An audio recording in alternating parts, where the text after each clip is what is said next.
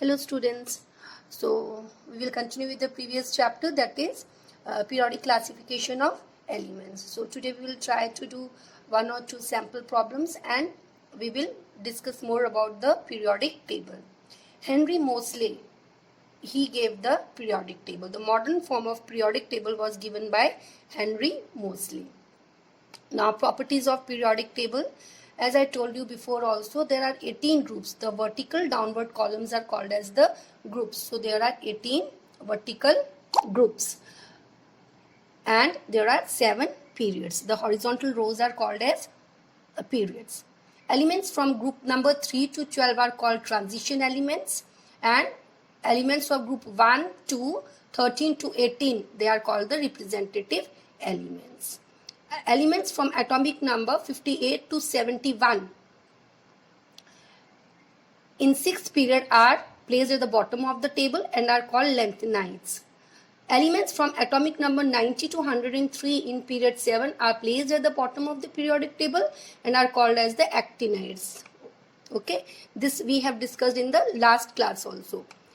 Period number tells the shells number. It's very important. If you know the shells, total number of shell, you can tell the period number, or if you know the period number, you can tell the total number of shells. Elements of group 18 are called noble gases and elements of group 1 are called alkali metals. Why the elements of group 1 are called alkali metals? Because they form alkalis, because when they are dissolved, when the hydroxides are dissolved in the water, they form alkalis. That is why they are called as alkali metals. Elements of group 2 are called alkaline earth metals. So students, we have discussed Manley's periodic table and we all know the demerits or the limitations of Manley's periodic table, which were removed in the modern periodic table. So let us discuss the advantages of modern periodic table. The important advantage of modern periodic table are given here. That is, first, the classification is based on the atomic number, which is a more fundamental property of the elements. Whereas in Manley's, the classified elements were classified on the basis of atomic masses. Elements were arranged in the order of increasing atomic mass. But in modern form of periodic table, the elements are arranged in the order of increasing atomic number. And the atomic number is increasing by 1 unit. Okay, now second point or next point, since this classification is based on the atomic number and not on the atomic mass, the position of placing isotopes at one place is fully justified. Yeah, because Manley, he placed the isotopes in the same group and he arranged the elements in the order of increasing atomic mass. So according to that, the isotopes, they have same atomic number, but they have different mass number, they have different atomic mass. So in that case, like if we take the example of chlorine, chlorine has 2 isotopes. One has the atomic mass of 35.5, another has the atomic mass of 37. So in that case, the 2 isotopes of chlorines should be placed in 2 separate groups, but they were placed in the same group. So that was one of the limitation of Manley's periodic table. But that limitation is removed in the modern form of periodic table, because here the elements are arranged in the order of increasing atomic number and isotopes, they have the same atomic number. So chlorine was placed, both the isotopes of chlorine were placed in the same group. The position of some elements which were misfit on the basis of atomic mass is now justified on the basis of atomic number, because there were some elements where the elements having more atomic mass was placed before the elements having less atomic mass, for example in case of cobalt. But that anomaly, that limitation is also removed now, because elements are arranged in the order of increasing atomic number. And you can also see that argon precedes potassium, because argon has atomic number 18 and potassium has atomic number 19. Okay. Now, the lanthanides and actinides, which have properties different from other groups, are placed separately at the bottom of the periodic table. Okay.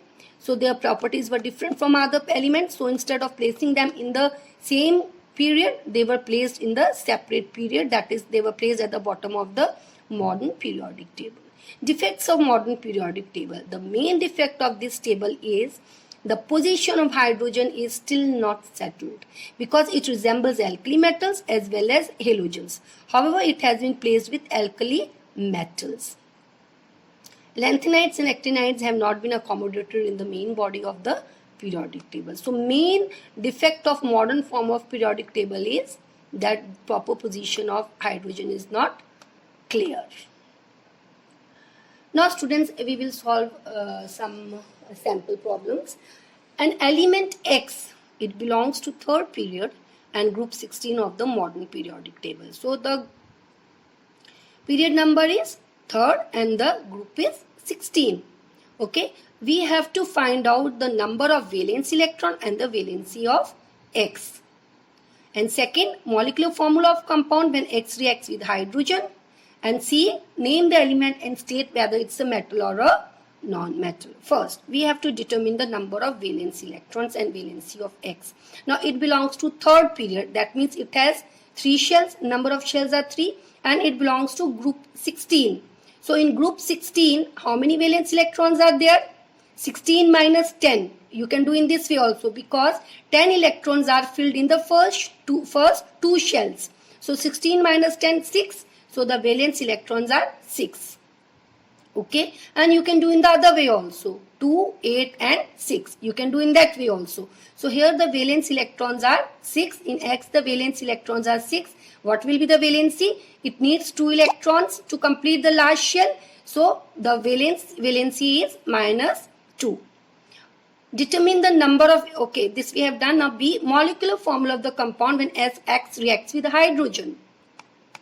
Now, what is the valency of, molecular formula we can write only if we know the valency. So, here the valency of X is what? 2 and the valency of H, hydrogen, that is 1. So, if you crisscross the valency of H will go to X and valency of X will go to H. So, it will become XH2. It is clearly you can see from the formula that X valency is 2 and H valency is 1. Name the metal and state whether it's a metal or a non-metal. It is a non-metal because it gains 2 electrons. And the elements which gains electrons are called as non-metals.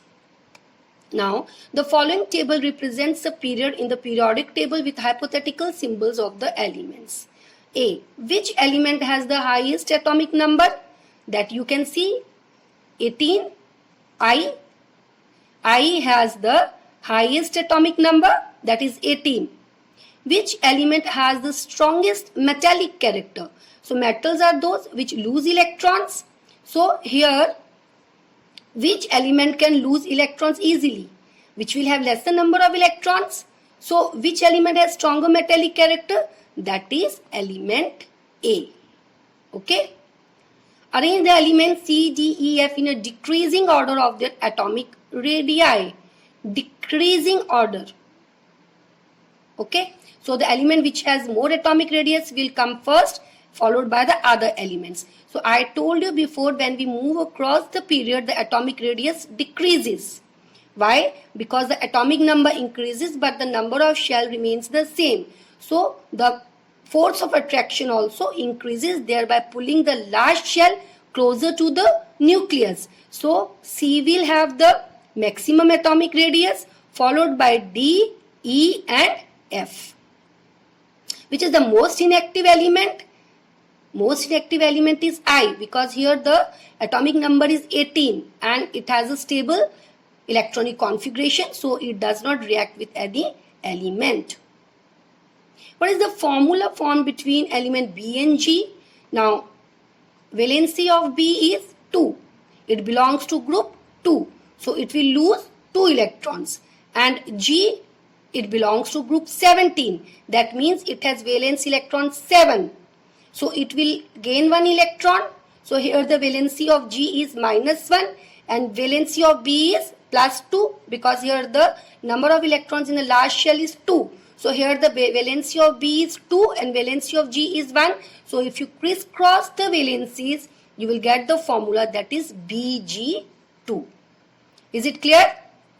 Now students, I also want to tell you one very important thing, that as we go down the period, as we go down the group, what happens? The number of shell increases, and when the number of shell increases, the valence electron goes far from the nucleus, which is positively charged, so force of attraction decreases, and when force of attraction decreases, what happens? The electron can be easily lost. So metallic character increases when we go far from the metallic character increases when we go down the group, but when we go across the period, metallic character decreases, because in the row, in the period, the number of electrons are, number of valence shell are same.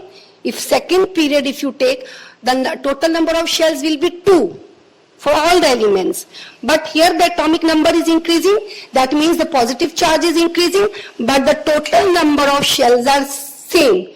So if positive charge is increasing, that means it is pulling the valence shell or the valence electron more strongly, and what happens? The last shell or the last orbit, it comes closer to the nucleus. So when we go across the period from left hand side to right hand side, what happens? The number of shells remains the same, but the positive charge increases, and thereby the atomic radii decreases, and the metallic character decreases, and the non-metallic character increases.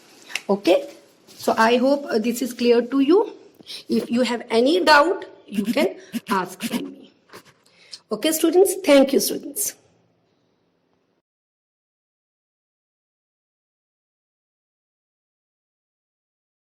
Reflex action mechanism. In reflex action, fine tips, that is dendrites of receptors, that is sensory neurons, quickly relay a message in the form of electric impulse via sensory nerves to the spinal cord. The spinal cord then sends information, impulse, via motor nerves to effectors, that is muscles or glands. The reflex actions generally involve spinal cord for quick response to specific stimulus, or otherwise the thinking process of brain may take time and delay the response, which may harm the animal.